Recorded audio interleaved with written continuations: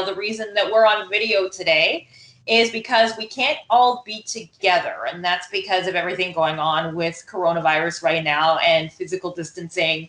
And normally under these circumstances, we would have been recording at my house, but nobody can come to my house right now because none of us are allowed to be together. And everything's a bit crazy right now. And so that's why we're bringing you this special episode.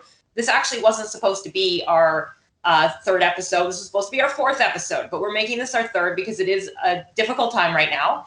And all of us are impacted in different ways by what's going on because all of us have underlying health issues. And if you have an underlying health issue and you do get COVID-19, things can be a lot worse for you. And you do have a likelihood that you'll get very, very ill. So just before we continue, I do want to say that the date today is April 4th, 2020, because by the time this is released, even if it's a couple days later, things could have changed dramatically. As we see every day, there's new headlines, there's new scary numbers and all that. But while we want to draw your attention to how serious this health crisis is, we also want to help you make smarter decisions so that everybody is kind of staying safe and staying home and doing what they should do, because the faster we do this, the faster we'll get out of this situation. So we do have a special guest on our show today. And originally, he was actually going to be talking about a play that he was putting on. Unfortunately, the play now has been canceled as there's no live theater due to COVID-19. But he's joined us today anyway. And the reason he's joined us is because he has an autoimmune condition. And that does make him more susceptible to getting very ill from the virus. So I would like to introduce, and I have full disclosure, he is related to me, Mr. Dan Rosen. Dan? Hi, everybody. How's it going? Yeah, I am a comedian, performer who has Crohn's disease, which is an inflammatory bowel disease. As Jackie mentioned, it's also an immune disease. And I also have a lot of my comedy and performance revolves around that. I have a one-person show called Game of Crohn's that I had to postpone because of COVID-19. It was going to be going on in mid-April. And yeah, so it's just one of the things that I've had to just be extra careful. I am sort of self-isolating here with my wife, who isn't immunodeficient or immunocompromised in any way. And yeah, just sort of thanks for having me on the show. You're welcome. Now, I want you to tell me a little bit about your medical background, because it's a little bit different than the rest of us here. You have a very different set of medical issues. And so kind of tell us how you were diagnosed and tell us what everything means for your life right now. Yeah, so I was diagnosed when I was 11, which was about 22, 23 years ago. And there was a lot of inflammation in my gut at the time throughout my digestive tract, which then got under control, but I have had to have a couple of surgeries since then, which, pardon me, helped get rid of a lot of the inflammation, but also there are complications that always come up from that.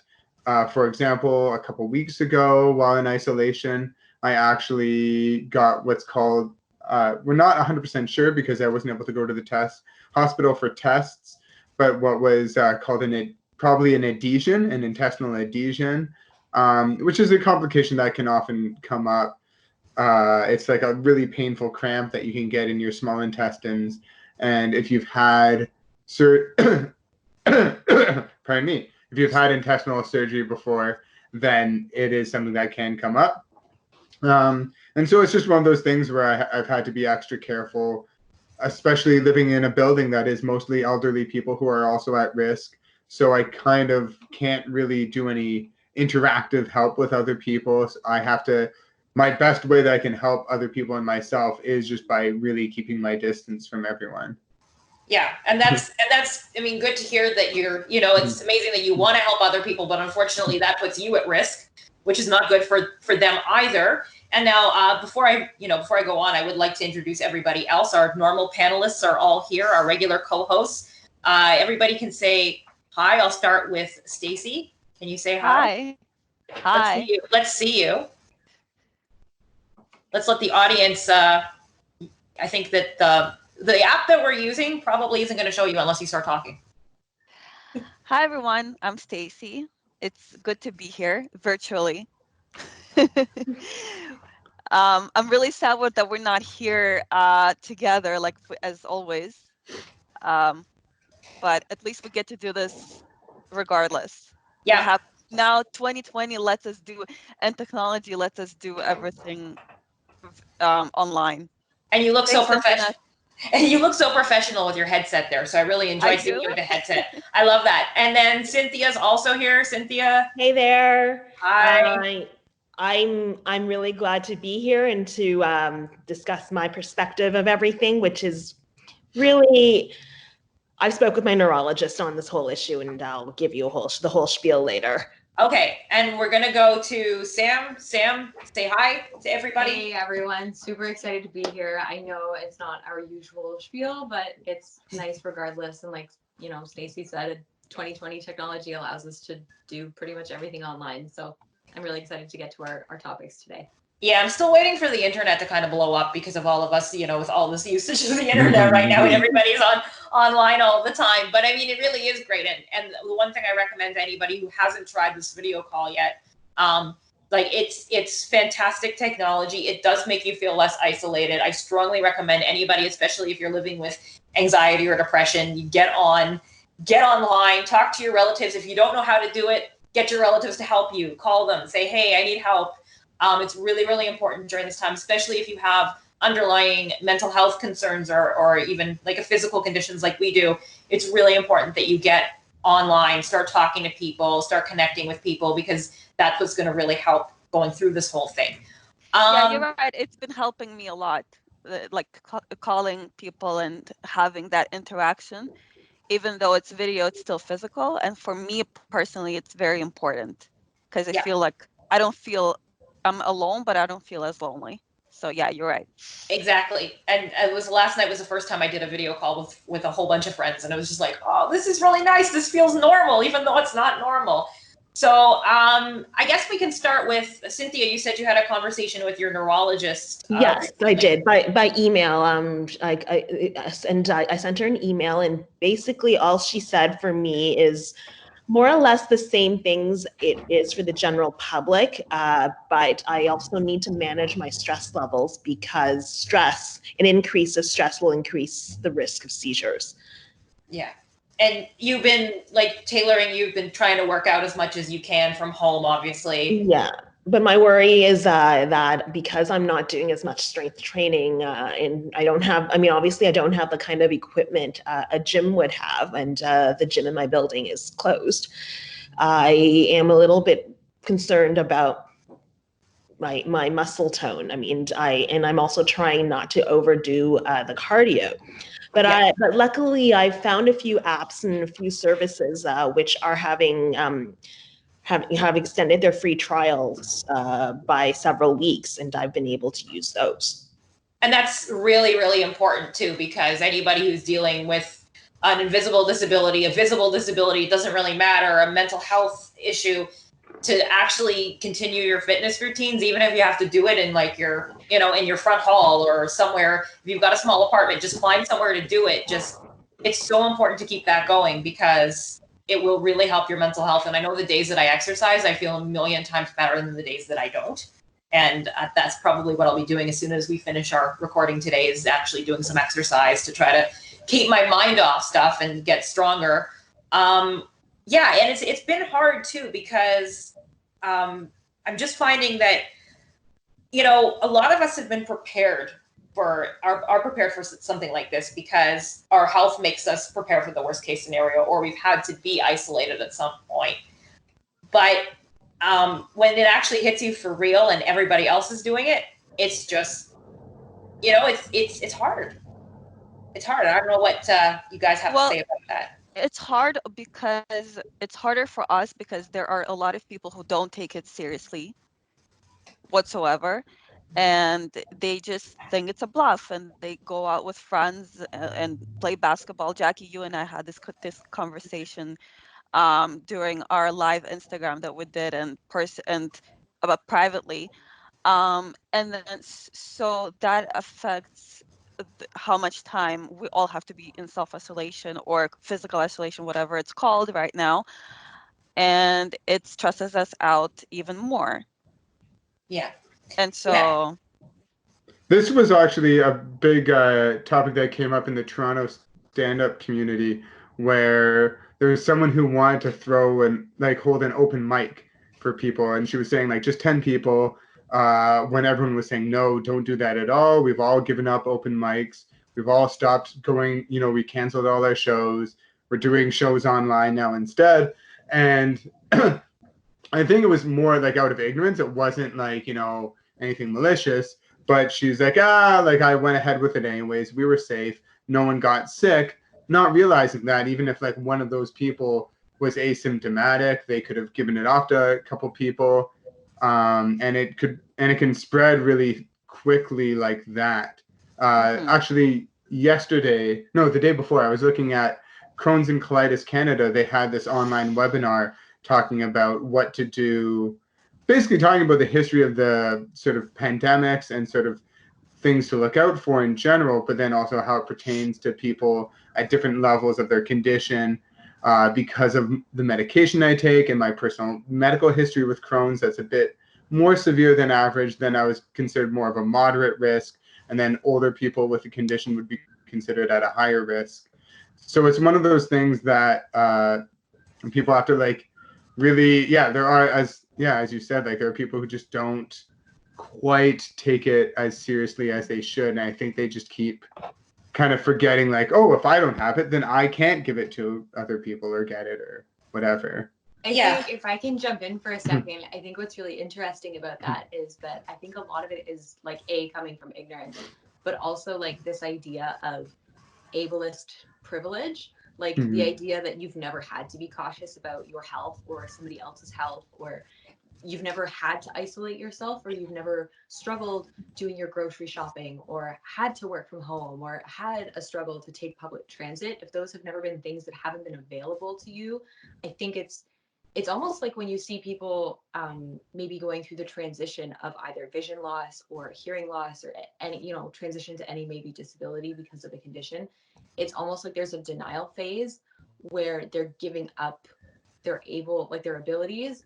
And it's almost like this denial. It's like people don't believe that it's important, that they need to be like, they have to give up these things. They've never had to do that. So it's almost like society is in a little bit of shock and is still trying to do things the way that they're used to, but they're not realizing the risk, or they're not adapting to this new lifestyle that they have to.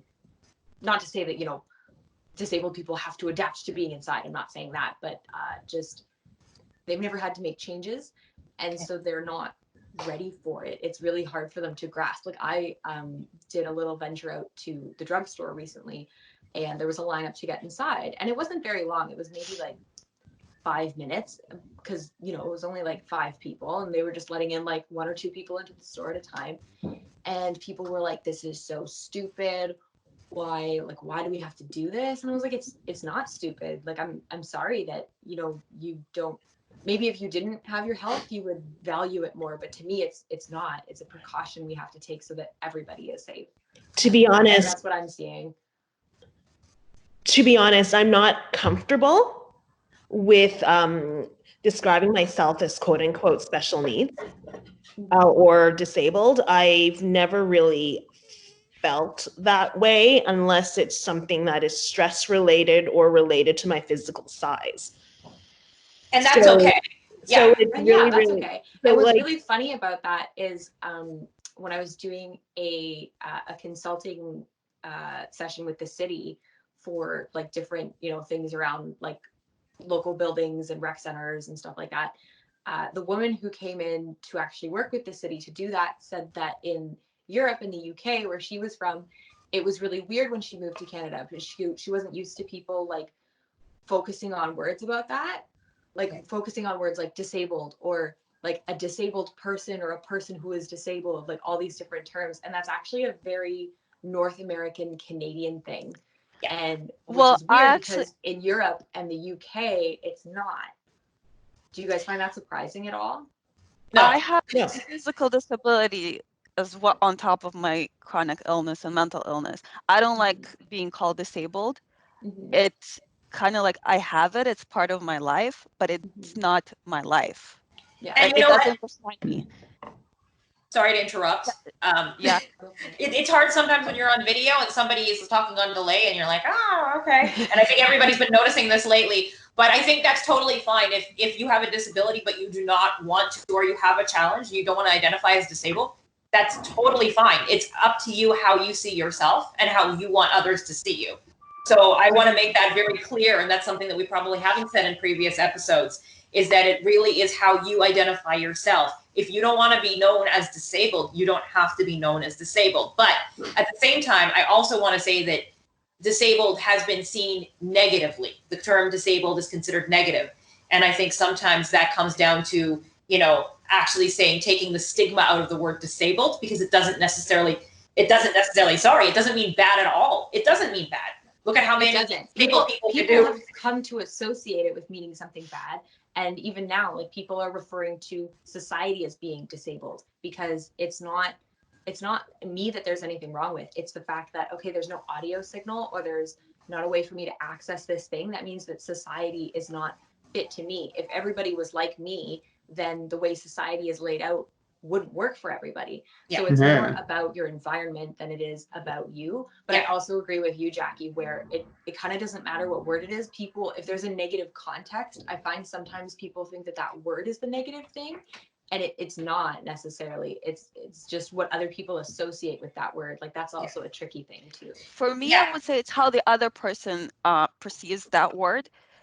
So like, if the person sees as disabled as negative, that's not my issue. Like, that's not for me to prove to anybody that it's actually a positive thing, or it's not a negative thing. And that's true too. That's true as well. It does come down to, but I'm glad that we brought this up, because this is actually a really important topic. And I think this is something that maybe we should explore in depth in another episode at some time. That this is definitely something that's going to come up, but just kind of bringing it back to where things are right now. And I know that everybody, they need to eat certain things for their health, to keep healthy during this time, because it's a little bit crazy. And I know, like, Cynthia, you're on a very strict diet also, because of probably to keep your health in good shape. And I know reason other than to stay in shape and to Now, here's the thing. I know that you're like everybody has to change their grocery habits. And I mean, that applies to everyone, regardless of ability or disability or anything. But are you finding the things you need from groceries, the things that you need to stay healthy? Are you finding those things? Most of the time, the place I get my produce from, they have really, really cut back on availability, and they're actually not taking anybody new. There's like a huge waiting list for them. But I was able to get in a long time ago before this whole thing started. So I am guaranteed delivery, but they also only take a certain number of orders per day. Okay. Everyone's doing that. And here's the thing that I have to say, and this is really the thing that's bothering me. One of the things that's bothering me the most about this whole thing is that people are still hoarding. And that means that for a lot of us who have health issues and need certain products and need certain foods, we're not getting necessarily the products that we need, because everybody else is taking them. And this is really, really upsetting. And I think that comes over to Dan. I mean, we made a joke about toilet paper that, if you got stomach issues and you run out of toilet paper, what are you going to do? And so kind of what has been your experience as well, Dan, with this whole thing? I mean, so far I've been okay. It is a funny thing, because I also wonder how people who don't have issues, and like, even if you have maybe like a family of 4 or whatever, how much toilet paper that some people were buying, because I'd say like I go to the bathroom enough to use enough toilet paper as a family of 4. And my wife luckily is like the opposite of me, but we got like about 4 weeks ago, when we did our first like big shop and like realized we're probably gonna have to start isolating and preparing, 2 things of like 12 like double ply or whatever. So we had like 24 large rolls, and we're not even halfway through that 4 weeks later. So we probably have enough to take us till mid-May, and that's just off of one shop of 24 2-ply rolls. So I think one of the things with hoarding is people maybe like, need to step back and realize, the one struggle we had was that you can now only, at least at most grocery stores, get 2 jugs of water at a time. But then we've also been boiling water and then using it to make iced tea, or to just like have, then put ice cubes in it so that we have water that we know is clean and safe anyways, just to be on the extra careful, paranoid side. And I think also when people talk about, it's one of the things when people talk about being like, overprotective, or like, is it being like, we won't necessarily, I saw this quote at the beginning of March where someone said, we won't know if we took too much precaution, if we were over careful, but we will definitely know if we didn't take enough care to prepare for it. Yeah. So I was strongly letting people know that do not hoard essential items, because everybody needs them, and especially those who are dealing with health issues, they need them a lot. So leave stuff for other people. I noticed, like, the last time I went to the grocery store, well, there's still no soft soap, antibacterial soft soap. I've been using the soap for 22 years because it's antibacterial, and I knew if I'm using it that I won't potentially get as sick, and therefore I might not actually end up in the hospital with pneumonia. And now I can't find soft soap to save my life. So, and I mean that's a metaphor, obviously, but at the same time, it's really, really bothering me, because this is the stuff that I need to make sure that I'm healthy. And all of us are in a little way, at least in a little way, high risk. So, it's a really important that everybody kind of just take their own share and leave stuff for everybody else. And also, too, I've noticed that some people are trying to line up during seniors hour, and they don't have anything wrong with them. At least we don't think they do. And it's just like, don't do that. But you don't know that, like, if they look like me, right? Or look That's like true. That's true. So I know that's an interesting point that I brought up. And so when I went to Shoppers one morning during seniors hour, because they also told me, if you're immunocompromised or you have a respiratory issue, you can go during that hour. So I told them right away when I walked in, and I know you shouldn't have to disclose, because, we don't have to do that. But when I actually asked them, I came to the front door and I'm like, I have a heart condition and a lung condition. Is it okay if I come in now? And they said, yeah, sure, come in. And so, but you're right, you don't have to disclose. And so if, the thing with us looking, quote unquote normal, is that people might not know if we show up in those lines and they're like, what? But, let's leave that. If you're cutting in those lines, leave it to those people who really need it. And then they'll know that, okay, you don't have to necessarily look like there's anything wrong with you, but we know that you need a little bit of extra precaution. So we're letting you in. Don't cut the line if you're totally normal. That's all. Yeah.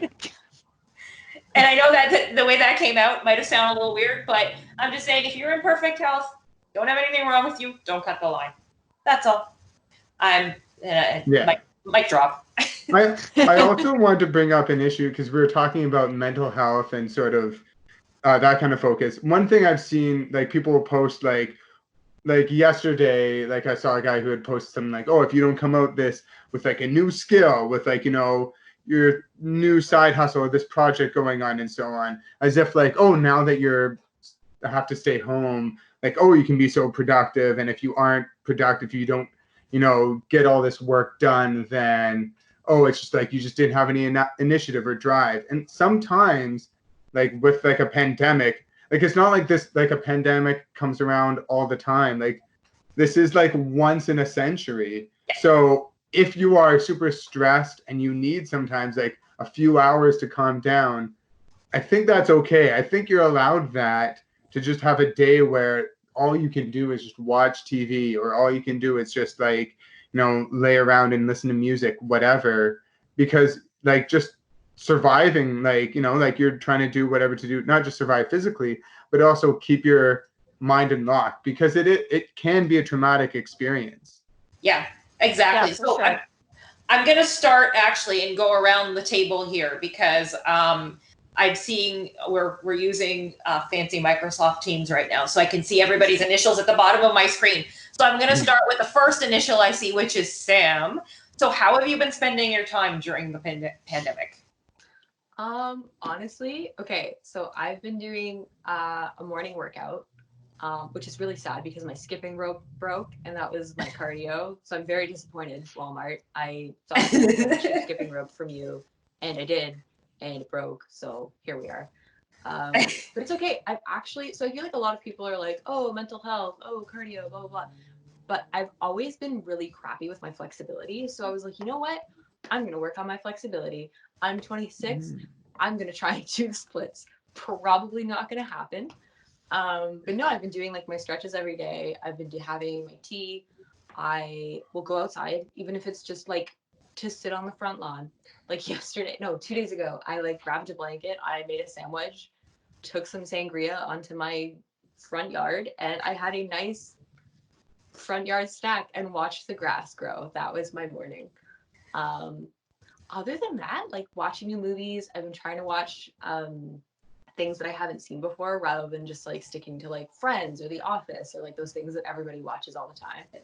I've been drawing a lot more, actually. I have not drawn in like quite a few years. I have a little bit, but it's really, I guess, with like how busy I get, and sometimes I'm working full time and part time. But I've kind of been able to like slow down. So it was almost kind of nice. It was like the universe knew that I sort of needed some chill time. And I've actually been enjoying it. Like, I like my alone time. I'm an only child. My parents had to work a lot when I was a kid, and I don't mind it. I don't mind the isolation. I don't mind the meditating. I don't mind cooking for myself and, talking to friends over the phone. Because sometimes, like, as a blind person, you don't have the freedom of a car, and transit is already hard. And when transit is full of germs, you don't really want to go anywhere anyway. So, but yeah, it's been good. I've been handling it well. Surviving on Wi-Fi. Pretty much. Wi-Fi is a necessity these days. It is a big one. And what's so funny is when I've been going up to my parents, because they sort of live more in the countryside and they never got Wi-Fi when they moved. So that's been an adventure. I've been playing a lot of backgammon and like board games and card games with my dad. So that's been fun. Is passing the time without Wi-Fi is a whole other challenge. So yeah, I would lose my mind. Cynthia, what have you been doing? Well, I've been spending more time with my son. I'm still trying to teach him how to walk independently, but he is still too scared to do so. He's 17 and a half months. I've been trying to teach him how to talk to increase his vocabulary. And he understands a lot, but he's still pointing and saying mama.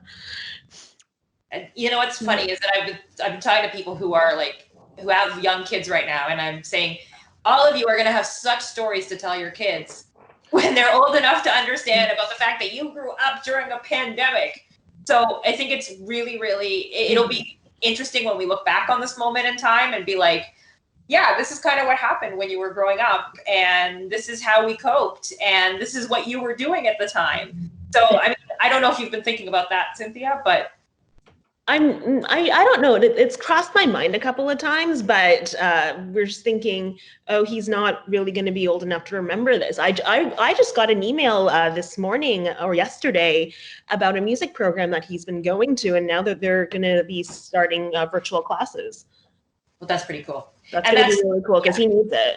And that is a really good idea because, the more virtual things you can be involved with, the better everybody's mental health is going to be. Even if you're talking with little kids, it's just a better idea.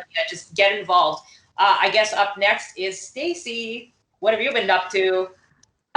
Well, for me, it's not that much different because one, I'm an introvert, and two, I work from home anyways. So I'm a freelance writer, I'm an author, I work a lot with social media, and I talk to people virtually anyways.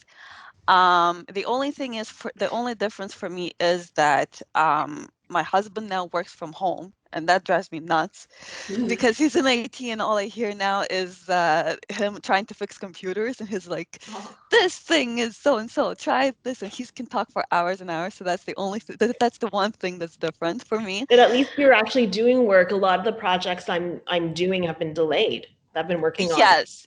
So- And I always say, when I promote myself, I always say how fortunate I am to have that, to have the opportunity to be able to work from home and work online, because so many people can't anymore. Like, so many of my friends have been laid off because of the industry that they were employed in. And so for me, the one thing for me is working on my mental health. Like Cynthia said, it affects my workout routine, because I have started going to Pilates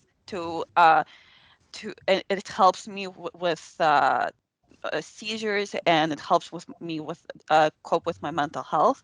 So luckily, my instructor lets us all, like, started doing online classes. So that's been a great help for me. And I've been really this actually gave me more time to communicate with my friends more, not through texting, because we're all so busy with work and everything. But yeah, this gave me more of an opportunity to start talking to my friends face to face. Oh, that's And really, Wow. that's really good. Dan, how about you? Actually, similarly to Stacie, I've really caught up with friends. There's a friend of mine from Pittsburgh who I hadn't talked to in 5 years, and I talked to him last week. Friends of mine from who live in other countries, or people who I just hadn't gotten around to talking to. So I've been doing a lot of trying to catch up with friends and just check in with people I know to be like, hey, how are you doing today? That sort of thing, just to make sure. Yeah, like things that like I've always wanted to do, but I was always busy with work, which for all of my work has been canceled because I work in TV production, and all the TV shows have been shut down indefinitely. Probably they extended it, so it's probably going to be at least until the beginning of July before shows start working again. And then all the comedy venues have closed down, but some places are starting to do shows online, so I'm working on that now, getting some online shows on either Zoom or Twitch or whatever else. How are you going to get paid for online shows? People will e-transfer, or they'll set up like a donation page, that kind of thing. But for the most part, this isn't really to make money. It's more just to like keep doing the comedy, so that when we're done, not everyone's all rusty, having like no one performed in 3 months kind of thing. And also just something to do to keep being funny. So I've got some silly projects that I'm working on right now, and just other like silly, goofy things. Just also, I think, which really, one is just to keep the like comedy going, but also I find it really helps me just to do the more funny, silly, goofy things. Kind of helps me keep a lighter mood about everything, and I find that really helps my mental health. I mean, that's why I started Game of Crohn's, to help me have a more fun perspective of my own physical illness, and then same wise with just being cooped up, doing that kind of thing. And then also my wife, though she's been working from home, so I've been very much in full house husband mode, cooking and cleaning for the most part while she's working away. And all of you sound like you're filling your time really, really well. I'm going to admit that I'm not handling this well at all. This has been the biggest mental health struggle of my life, despite all the medical stuff I've gone through. This is probably the highest on my list of anxiety-ridden, feelings that I've had. Two of my biggest fears are uncertainty and alarms. And the uncertainty is coming from this pandemic, because we don't know when we're going to finally flatten the curve. Right now, we're just still heading up, and it's quite scary. Hopefully that day will come in the next couple of weeks where we start seeing numbers drop off, but we don't know if that's going to happen. The other thing, when I mentioned alarms, we've got emergency alerts going out now all the time. That noise of the emergency alert gets a PTSD reaction from me. And I think it's because the noise reminds me of some sort of medical equipment that I heard in the hospital when I was younger. So every time that alarm goes off, I literally feel like I'm dying. And it's amazing how these little tiny things can trigger you. But they trigger me to begin with. And when you're in the midst of a pandemic, the trigger is so much worse. So I am clearly an extrovert. I love going out. I love seeing my friends. I don't like staying home. I've never liked staying home. It's funny because my husband is the absolute opposite. So he's doing really well with this pandemic, but I'm not. He and I have that in common. Oh yeah, no. I mean, I think out of all of you, I'm probably the biggest extrovert out of all of you. So this has been really, really hard for me. I'm not going to lie. This reminds me of having to be stuck in the house when I was younger and I couldn't go out because everybody had germs. And now everybody can't go out because everybody has germs. So, I mean, I've even mentioned in my blog that when I was in kindergarten and there was chickenpox going around the classroom, and that could have been deadly for me. So my parents had to keep me out of school for 6 weeks because if I got chickenpox, there was no vaccine back then for it. There is now. But there was no vaccine. And if I had chickenpox, that could have been the end of me. So that's been the real struggle for me. But there's something else that I do want to go over with our audience, and I'm sure all of you agree with me, is that I think when all of this started and we were hearing headlines out of China and how, oh, this is terrifying for what's going on there, but it's not going to happen here. And I actually wrote a blog post about why I'm not scared of coronavirus. And this was exactly 5 weeks ago today. And my whole thing was about the reason that I wasn't scared was because, well, I've been hiding from germs my entire life. So, I mean, regular flu, regular pneumonia, I'll get really, really ill from that. I could end up dead from one of those. And I've had the flu shot every year since 1989 when I was 5 years old. And so I was saying, oh, I'm not scared of this. This isn't a big deal. Everybody's making a big deal out of it. And then 2 weeks later, I looked back at that blog post in horror and went, how could I write those things? Because maybe some of us were naive, like some other of us were naive and thinking that couldn't happen here. But just because we're in a first world country in Canada, we're in a developed country, it doesn't mean that these things can't touch us. And when they touch someone who already has health issues, it's really, really, really scary. And it's okay. The other thing I want to say is it's okay to be scared. It really is okay to be scared. Well, we're already on a regular day, we're already scared for our health as it is. And now we have another stress. And because people aren't taking it seriously, because they're careless or thinking of themselves or ignorant and don't understand that they're affecting other people. And also watching the news, all the news reports right now, CP24 is all about the pandemic. And people have CP24 always on will go crazy probably.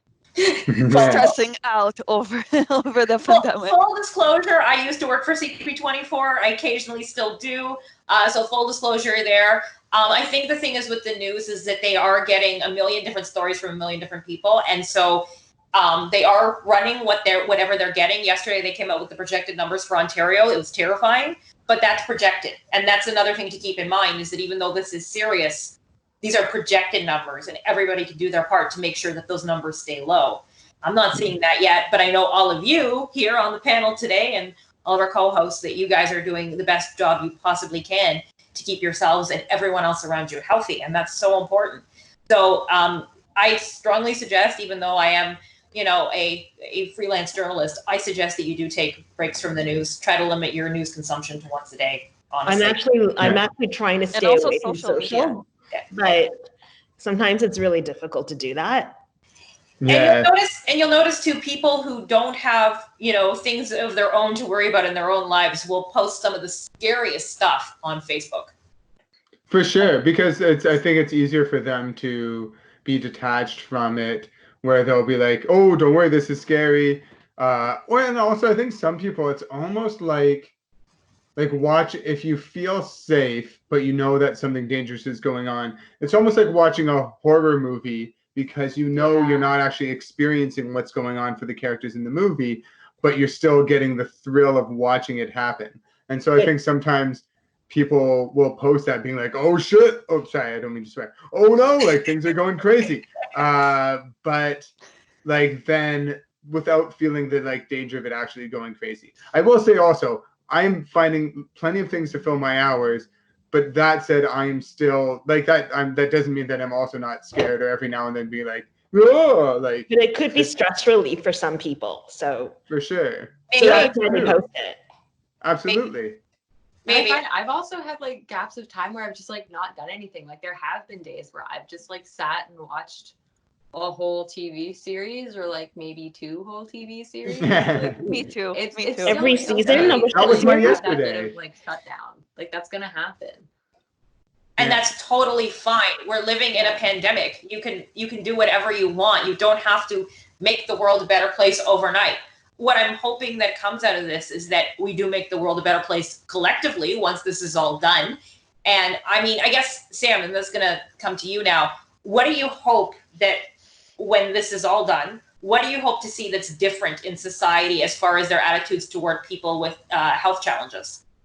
I definitely hope to see like an ease around the idea of accommodation, or like just a better way of thinking, like just a more open-minded, like I, as horrible as I think what's going on right now is, I feel like a lot of big things are going to come out of it, because it's so, I don't, it's almost like people don't realize that technology has changed so much and allows us to do so much. So I'm really hoping that, you know, people who actually need to work from home all the time are maybe able to work from home, and that's a little bit easier for them. And I hope that, you know, maybe we do need shopping hours for people who need a little extra help or need a little extra care. Like maybe that should be something that's available all the time. Or, you know, like now we're seeing things like unemployment or disability or whatever it is, like help from the government financially becomes so easy, and people aren't having to jump through so many hoops. Because guess what, if our whole society had to do that, nobody would be able to have any kind of financial support. It would take people forever. If the average person right now had to go through what somebody on welfare or disability payments had to go through to get it, it would take forever. Nobody would get their payments, because it would just, all of society would collapse. And so I hope that people come out of it looking at the things that we already do and maybe saying, hey, there actually are ways to make this easier. And I know, like, yes, we've made those adjustments because we know so many people need it, and so therefore we're kind of like fast forwarding. So I'm not saying like totally scrap the process, like obviously make sure that people do need what they're applying for, but at the same time, like, people with health issues and like disabilities deal with so much shit. And like I'm not even gonna apologize for swearing, because it is a big pile of shit. Yeah. That's Yeah. like, that's what it is. I don't know what the rest And of I you are hope thinking. that, Sorry. I'm yeah, interrupting. like it's Sorry. now that it's for everybody, now that everybody needs help, oh, we're gonna make this so much easier. But yet those are always the people who are asking for help now, have been the ones who are like, oh, we could never do this. This would be too hard. If we let you, then we have to let everybody. And like, really at the end of the day, is it not easier? Are people not getting more work done at home now? Are people not being more productive? Like, I don't understand why this wasn't done in the first place. So I don't know. I just hope it makes people realize that there are other ways to do things. There's other innovative ways of giving presentations and doing meetings and doing all these things that we think can only be done one typical way. That's Yeah. really true. What about the rest of you?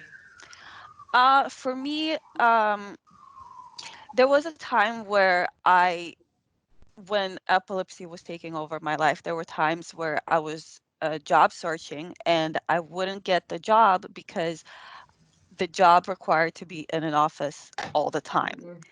And when I asked for accommodations, like at least maybe let me stay home for half the week, like maybe twice a week, they would say no automatically. And even when I said like I'm willing to have a lesser pay, they would still say no.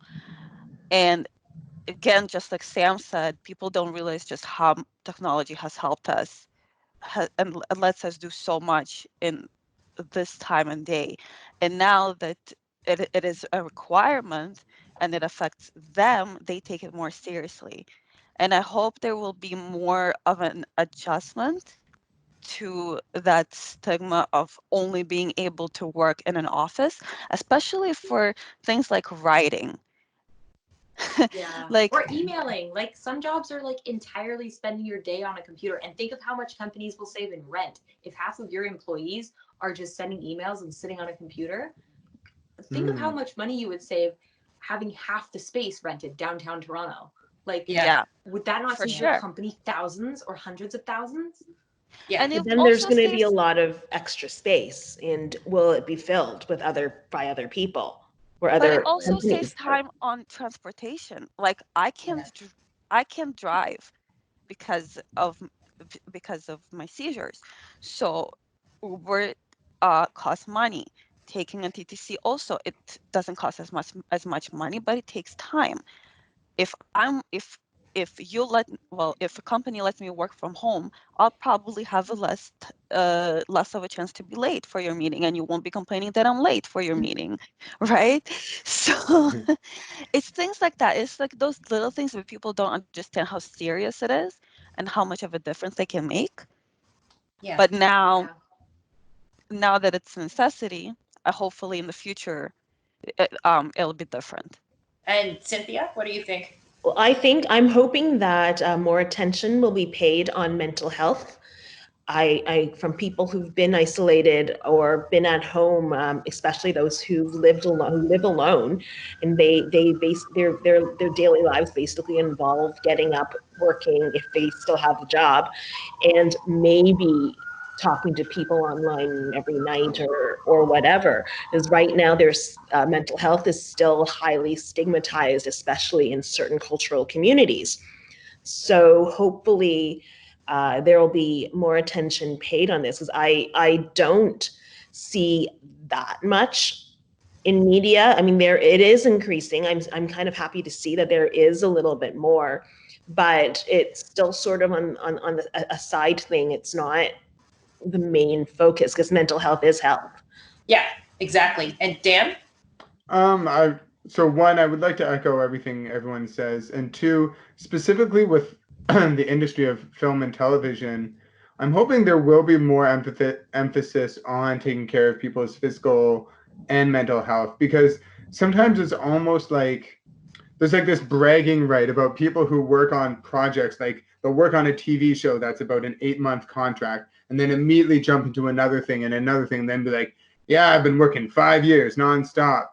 And like then they'll take a vacation, but it's almost like sort of bragging about how stressed out or tired they are, which I don't think is necessary, and I don't think really at the end of the day any of us should be impressed by or really are impressed by. It's more like, oh, like, well, why don't you take care of yourself? And I've been someone who, like, I found I can't do like do that like several months, years at a time, or like, at a time without taking a little bit of a break. Sure, like I could do like one contract, but I almost always try and have a little bit of a break in between what shows I work on and so on. And and also just like even like on as far as like food, for example, one of the great things that has come out of this is I've been able to really take the time to make sure I cook proper healthy meals for myself. Like my wife and I, we've never been healthier. We've never had a more like diverse sort of diet, because we've been able to like really, plan out our meals for the week instead of just grabbing whatever we can. And then, because sometimes I'd come home from work, just grab enough food to throw in my belly and then jet off to a comedy gig. But now I've had the time to really take care of myself and recognize how important that is and how much better I feel inside. And so I think, and actually one thing with my union, my film union, is we had been talking about how we need to do more of that anyways. And with the food that is bought for people on set and in the office. And so I'm hoping there's going to be more of a stress-driven point of people taking the time to really take care of themselves. Because at the end of the day, especially if you're working like 12 hours a day sometimes on these shows or more even, and you have like 400, 500 people on set at a time, like you're going to need everyone to take care of themselves, be more sanitary and so on. And so hopefully there'll be more thought and more attention put to it by everyone as a group. Yeah. And I think my main thing to come out of this is that I hope that when this is all said and done, that people stop making fun of me for going into a workplace and saying, are you sick? Have you been sitting at my desk? That I need to alcohol the seat off, that I need to use these wipes. I was once at a job that I didn't last very long in. I was made fun of because somebody who was sick had been using my computer. And I was very adamant that I didn't want to sit there because of the risk of getting pneumonia. And I had just come off of a summer where I had pneumonia twice in 7 weeks. And everybody was laughing at me for saying, I don't want to get sick. They just laughed at me like I was an idiot. And I would like to look at them now and say, are you laughing now? Really? So I hope that people realize that when you're sick, stay home from work, listen, don't come into work, don't infect the rest of us. I mean, as it is, we've always seen how something like norovirus, which is stomach flu, can go around and infect people. It's probably the only thing that's more infectious than coronavirus at this point is norovirus. If one person gets it and they're on a cruise ship, everybody on the cruise ship is going to get that. So it's really important that if you're sick in the future, when this is all over, if you are sick, stay home. Don't go into work. I know that there might be an issue where where you're only allowed a certain number of sick days. But think of all the other people who can get really sick from you and do your part and stay home. But if they change policies and allow people to work from home more often, if you're sick, just work from home. Yeah, I'm hoping that comes out of that. I'm really hoping that comes out of that. Sorry, Sam, were you saying something? Oh, I was just saying, like, I feel like that responsibility should be on businesses, because the first one to say, like, oh yeah, sure, they're sick, like, it's your boss or it's coworkers. Like, I feel like companies should start taking that more seriously, and I think that's where that starts, because it's a very North American thing to like I think it was you, Dan, that said, like, brag about stress, or like brag about how stressed you are and how you have to be in and how hardworking you are, even though you're sick, you're at work. Oh my God, yay for you. Like, I think companies need to start saying, no, like, yeah, if you are sick, stay home. I think that encouragement should come from the workplace first. For sure. Absolutely. That's definitely, and I think both of us, like all employees and employers, have a part to play, because I think the more employees stand up and say we don't want to take this anymore, the more employers are going to have to listen. So I think it's kind of a give and take, but at the same time, and I think we're going to wrap up for today. But the one thing I want to say before we leave and before we have our closing remarks here is that I have been on a ventilator twice. And I know this is happening with a lot of people who get seriously ill from coronavirus, have ended up on a ventilator. And if you're thinking, oh, I'm young, I'm not going to get sick, I'm fine, I can tell you that there are young people who have been placed on ventilators, maybe not that I know of personally, but that I've heard of in other countries. And you do not want to be on a ventilator. It is the most painful thing in the world. I have had it at least twice that I can remember. And I know I've probably had it multiple other times when I've had general anesthetics. But being on a ventilator and having the experience of it either being put in or taken out, I have felt it being taken out. It was the most horrible experience of my entire life. So if you're thinking that, oh, it's not a big deal if I get coronavirus, just remember what I just said. You do not want to be on a ventilator, and you do not want to put extra pressure on an already stretched healthcare system. And again, I'm going to say mic drop. But you guys, if you have any closing remarks, anything you want to say to our audience before we go? I just want to say, stay healthy, stay safe. Make sure this is a very scary time. So probably most of us are going to be suffering from mental health crisis after this and as time goes on. So just take care of your health, invisible, visible, mental, chronic, whatever. Just, it's very important, and you don't realize how important it is till you actually have these crises. Yeah.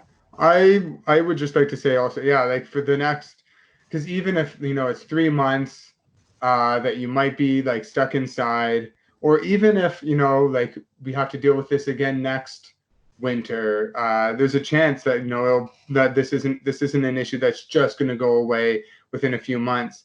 But in the grand scheme of things, it's not that much. People were able to, in 1918, there was a big pandemic, and people were able to get through it without even Netflix or Instagram Live. Like they just, or TikTok. Yeah. Like they just read books and stared at the fire, and they got through it. And they learned how to self-isolate. And you can see, I was looking at a study, like in New York and St. Louis, they did a really great job of curbing the first and second waves. And they did that without all these things that usually keep us from going out anyways. So they kind of lean into that. Listen to Larry David had a very great message about staying at home that I can highly recommend. And in the long scheme of things, it's not going to be so bad. Like just stick it out, and like the better you do now, the more opportunity you'll get to go back to your life in the future. Yeah.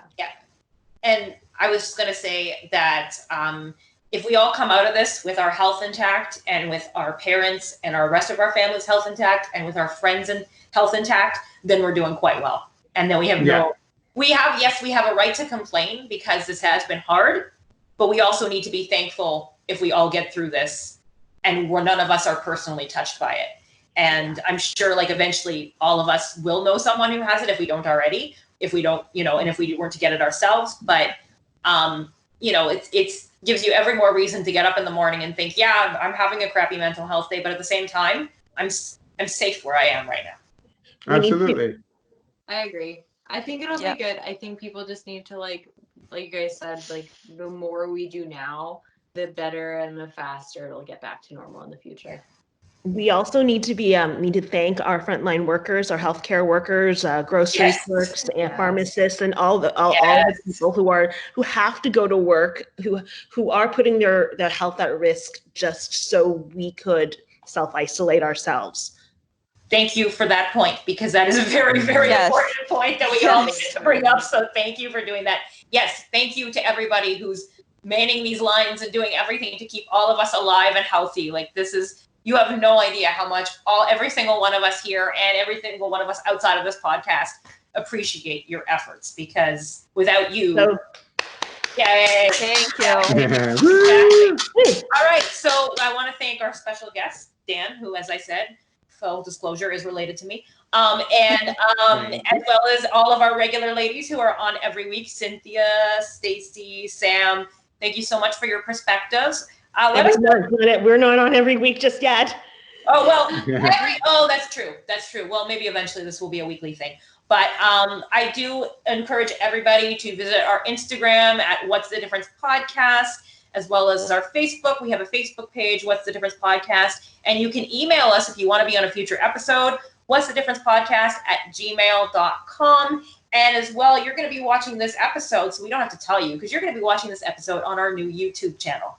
So we will be putting that out there so that you remember that next time, even if we're doing just audio, we'll make sure that the audio is available to you on YouTube as well, so you can still listen in and you'll just see a pretty picture of us on the screen. So I want to thank you everybody for being on today, and everybody take care of themselves. Be well, be safe. Be well. Yeah, you too. Bye.